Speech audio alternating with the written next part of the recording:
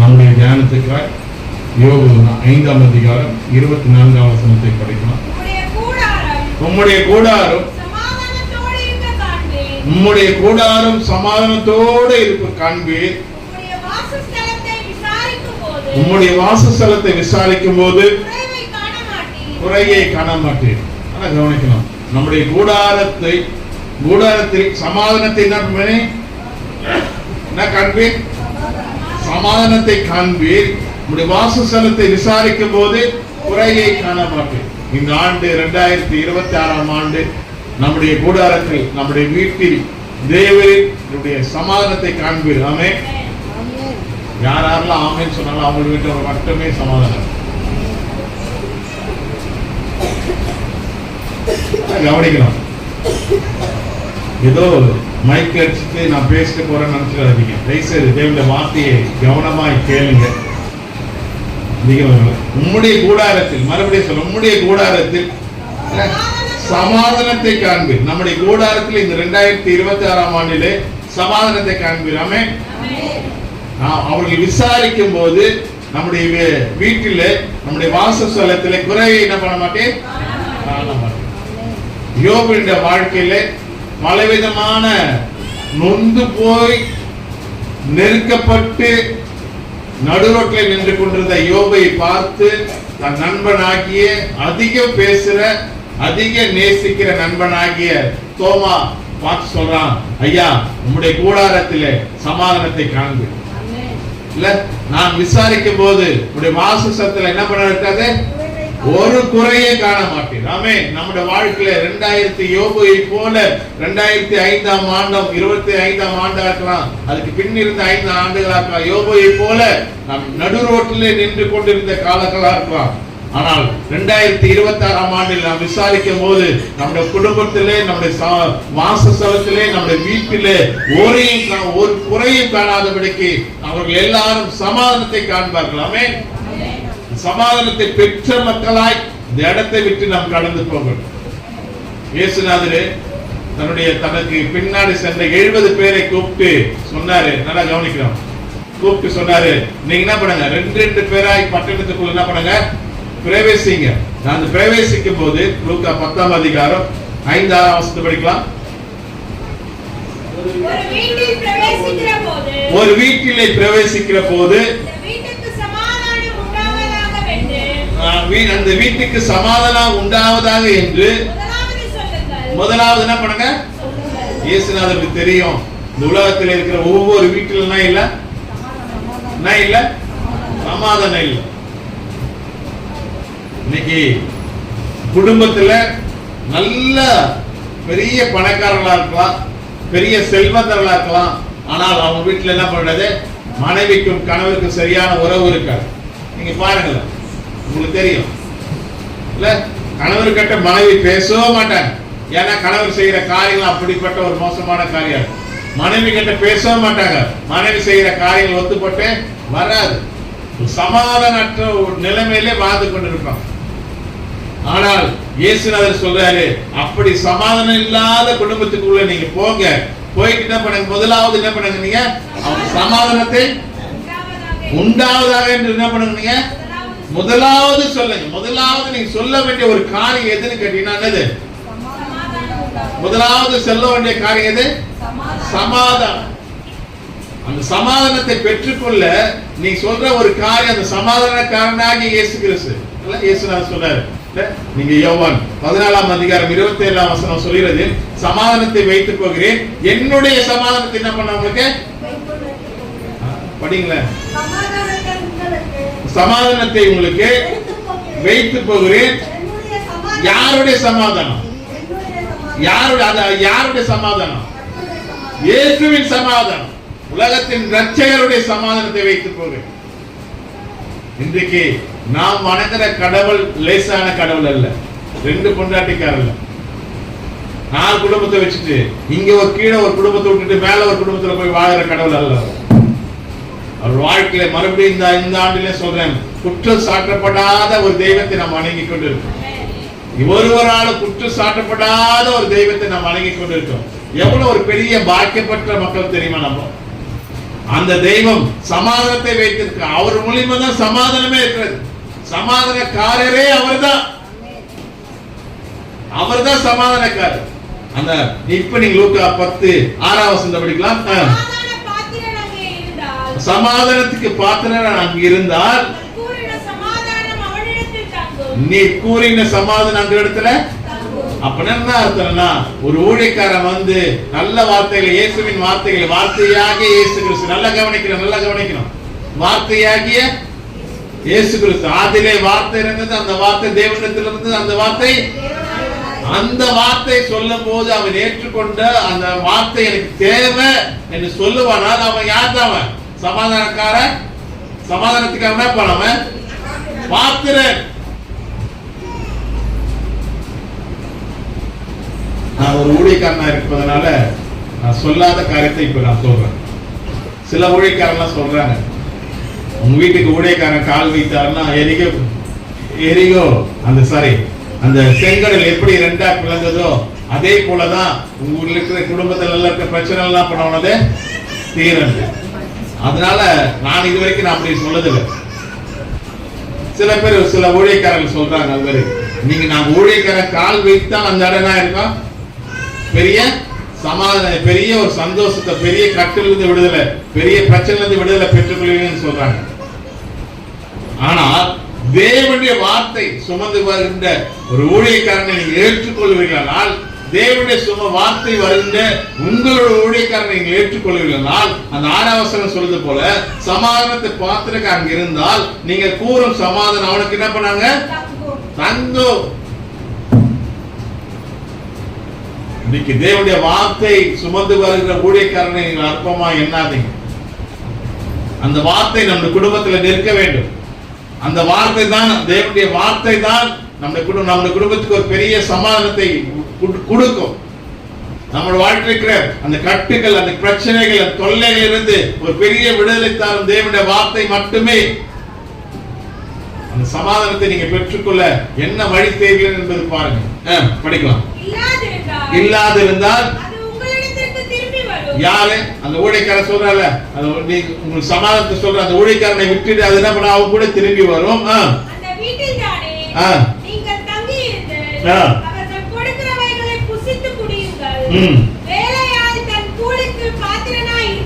அவர்கள் ஏற்று 5ஆம் வசனம் சொல்லுதுல, நீங்க கூறுற சமாதானத்தை அவர்கள் ஏற்றுக்கொண்டால் நீங்க புசிங்க குடிங்க. அங்க என்ன பண்ணிருக்க? சமாதானத்துக்கு பாத்திர அங்க இருக்க. நான் என்ன சொல்ல வரேன்னா, இயேசுவே சமாதானக்காரர். ஆமென். இப்ப படிங்க யோவான் 14:27 வசனம். சமாதானத்தை உங்களுக்கு வைத்து போகிறேன். நல்ல கவனிங்க. இந்த ஆண்டில இயேசுநாதருடைய சமாதானத்தை நாம் பெற்றுக்கொள்ள வேண்டும். உலக சமாதானம் அல்ல, பணமோ பொருளோ நண்பர்களோ சினிமாவோ களியாட்டோ மொபைல கொடுக்கிற சமாதானத்தை அல்ல. சமாதானத்தை வைத்து போகிறேன், என்னுடைய சமாதானத்தை வைத்து போகிறேன். உலகம் கொடுக்கிற பிரகாரம் நான் உங்களுக்கு கொடுக்கிறதில்லை. உங்கள் இருதயம் கலங்காமலும் பயப்படாமலும். ஆமா, நீங்க எதை குறித்து கவலைப்படாது. சில நேரத்துல யோபின் குடும்பத்துல வந்தது போல ஒரு பெரிய புயல் காற்று நம்ம குடும்பத்துல வரும். வராதுன்னு சொல்ல மாட்டேன். யோபின் குடும்பத்துல வந்தது போல பெரிய சூறாவளி காற்று நம்ம குடும்பத்துல வரும். ஆனால் அந்த சூறாவளி காற்றையும் அந்த புயலையும் கடலை கொந்தளிப்பையும் இயேசுநாதர் சொன்னாரு, காற்றை அதட்டினாரு. அந்த இயேசுநாதர் நம்முடைய குடும்பத்தில் இருப்பாரானால், நம்முடைய வீட்டிலே இருப்பாரானால், எந்த புயல் வந்தாலும் எந்த காற்று வந்தாலும் எவ்வளவு கொந்தளித்தாலும் அது எல்லாம் ஒன்றுமில்லாமல் போகும். ஆமென். அதுதான் சொல்றாரு, என்னுடைய சமாதானத்தை வைத்து போகிறேன். இயேசுநாதருடைய சமாதானத்தை வைத்து போகிறேன். இன்றைக்கு அவருடைய சமாதானத்தை பெற்ற மக்களா இந்த இடத்தை விட்டு கடந்து போகணும். யோவான் 16:33 வசனம். என்னிடத்தில் உங்களுக்கு சமாதானத்தை உண்டாகும் பொருட்டு இவைகளுக்கு உங்களுக்கு சொன்னேன். என்ன உண்டு? என்ன உண்டு? இல்லாம இருக்காது. உலகத்திலே உபத்திரம் உண்டு, ஆனாலும் திடன் கொள்ளுங்கள். யார் உலகத்தை ஜெயிச்சார்? யார் உலகத்தை ஜெயிச்சார்? அந்த இயேசுநாதர். நம்ம யோவான் 14:27 சொல்லுதுல, அந்த இயேசுநாதர், வார்த்தையாக இயேசுநாதர் நம்முடைய குடும்பத்தில் இருப்பாரானால் உலகத்துல எவ்வளவு உபத்திரம் வந்தாலும் திடன் கொள்ளலாம்.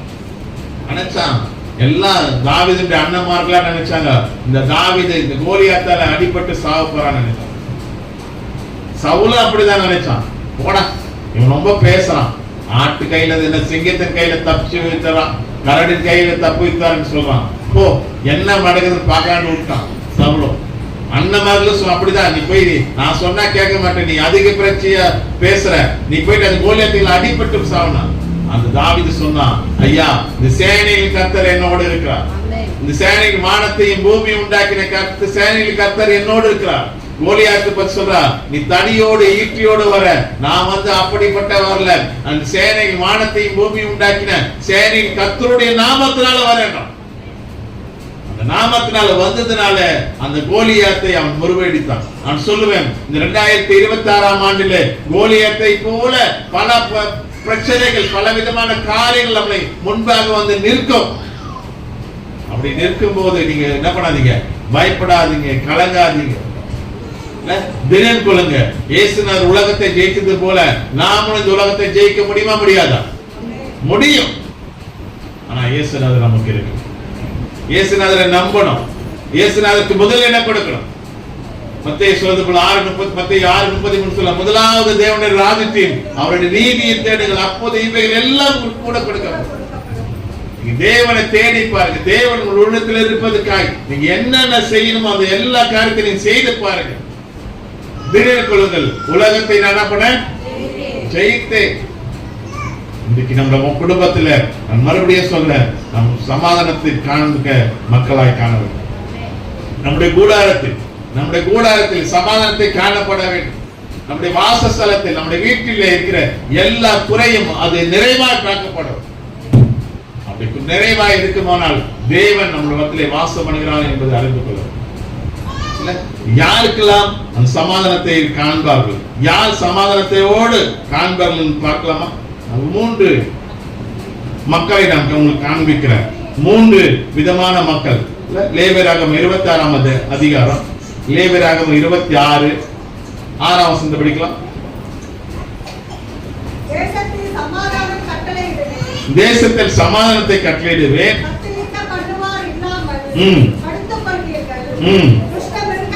துஷ்ட மிருகங்கள் இராதபடிக்கு ஒழிய பண்ணுவேன். யார் உலாவதில்லை? பட்டை. தேசத்திலே சமாதானத்தை கட்டளையிடுகிறேன், தத்தளிப்போம் இல்லாமல் போகும், துஷ்ட மிருகங்கள் இராதபடிக்கு ஒழிய பண்ணுவேன். யாருடைய தேசத்துல இந்த காரியம் எல்லாம் இருக்கிறதா நாம் எப்படிப்பட்ட மக்களாக வாழணும்? அது அவசியம் இல்ல. நாம ஒரு 6ஆம் வசனத்தை மட்டும் படிச்சிருக்கோம். இந்த பட்டயமோ இந்த சமாதானமும் நம்முடைய வாழ்க்கையில் இருக்குமானால், இந்த தத்தளிப்பு இல்லாத இருக்குமானால், துஷ்ட மிருகங்கள் நம்முடைய வாழ்க்கையில் இல்லாத இருக்குமானால், பட்டயம் நம்முடைய குடும்பத்தில் இல்லாத இருக்குமானால், நாம் என்ன செய்ய வேண்டும்? இந்த சமாதானம் இருக்க நாம் என்ன செய்ய வேண்டும்? யாருடைய வீட்டில் சமாதானம் இருக்கும்? 1ஆம் வசனத்தை படிக்கலாம்.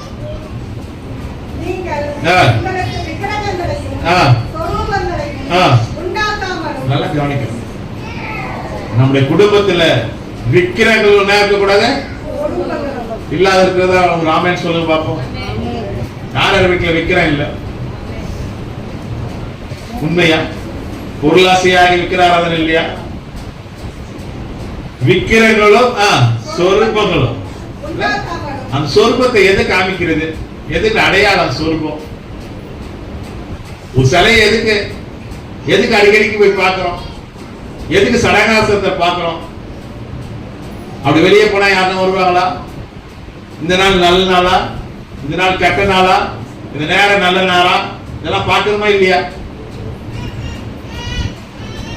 இந்த சபையில் இருக்கிற விசுவாசிகளுக்கு நான் சொல்றேன், தயவு செய்து மற்ற விசுவாசிகளை பார்க்காது,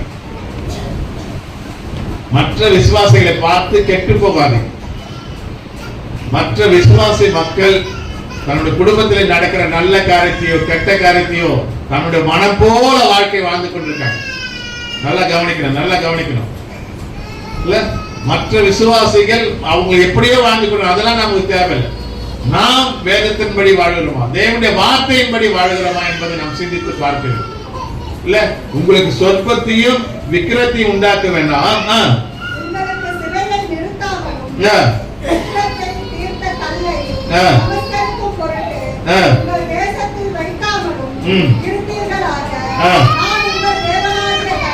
நீங்க இப்படி எல்லாம் விக்கிரத்தையும் சொற்பத்தையும் நீங்க வணங்காத இருந்தீங்கன்னா நான் உங்கள் தேவனாகிய கர்த்தராய் இருப்பேன்.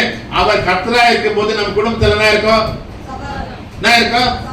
கர்த்தர் இருக்கும் போது சமாதானம் இருக்கும். கர்த்தர் இல்லைன்னா சமாதானம் இருக்காது. நல்லா கவனிச்சு பாருங்க. எந்த வீட்டுல ஒழுங்காய் இருவராய் கணவன் மனைவியாய் ஒரு மனமாய் ஜெபம் பண்றாங்களோ, எந்த வீட்டுல ஒரு மனமாய் ஊழியம் செய்யறாங்களோ, எந்த வீட்டுல கணவன் மனைவியாய் வேதத்தோடு சேர்ந்து வாழ்க்கை வாழ்கிறார்களோ அந்த வீட்டுல ஒரு சமாதானம் இருக்கு. பணம் இருக்காது, பொருள் இருக்கா, தங்கம் இருக்காது, ஆனா அங்க என்ன இருக்கா? சமாதானம் இருக்கு. ஏனென்றால் தேவனுடைய வார்த்தை அங்க இருக்கிறது. ரெண்டாவது படிக்கல, அது ரெண்டாவது வசனம் படிக்கலாம். ஆசரித்து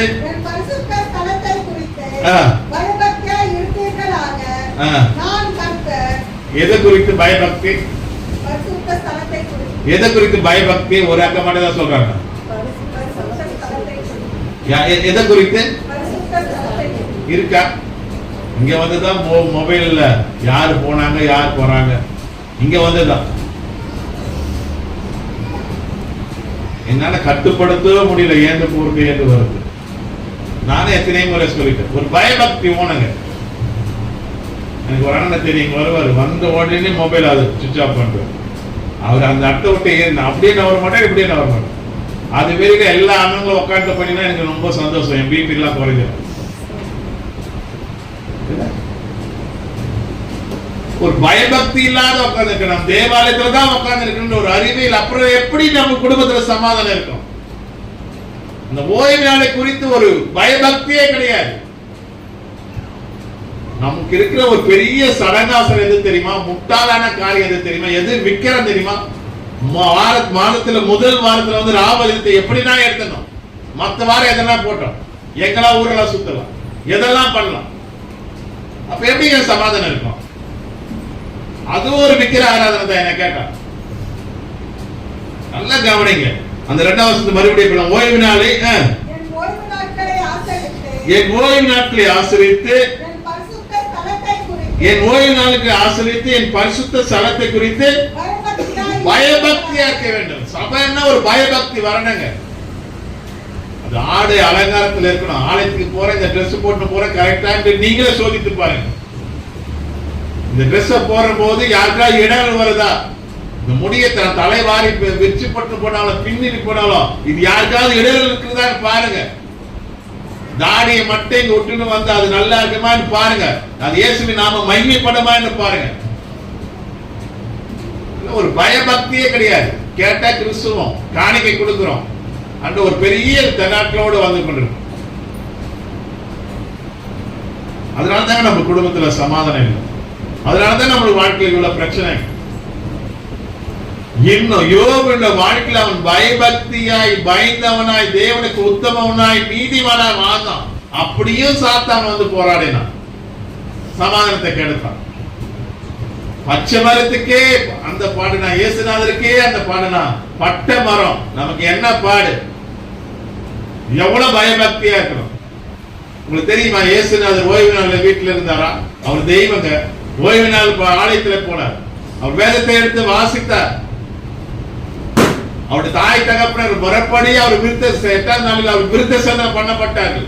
ஒரு பெரிய பயபக்தி நம்ம கற்றுக் கொடுத்திருக்கிறோம். இன்றைக்கு நம் ஓய்வு நாளை குறித்து ஒரு பயபக்தி இருக்குதா? நமக்கு பயபக்தியா நடக்கிறோமா என்பதை பாருங்க. ஆலயத்தை குறித்து ஒரு பயபக்தி இருக்கிறதா? ஆலயத்துல வந்து அமர்கிறோமே, ஆலயத்துல இவ்வளவு நேரம் பொறுத்து 8 மணிக்கு ஆராதனை 8:30 வரமே என்று ஒரு பயம் இருக்கிறதா? ஒரு பயபக்தி இருக்கிறதா? கொஞ்சம் யோசிச்சு பாருங்க. நீங்க இப்படி எல்லாம் பயபக்தியா இருந்தீங்கன்னா இந்த அதிகாரத்தில் சொல்லப்பட்ட 6ஆம் வசனத்தில் சொல்லப்பட்ட சமாதானமோ மிருக துஷ்ட மிருகமோ பட்டயம்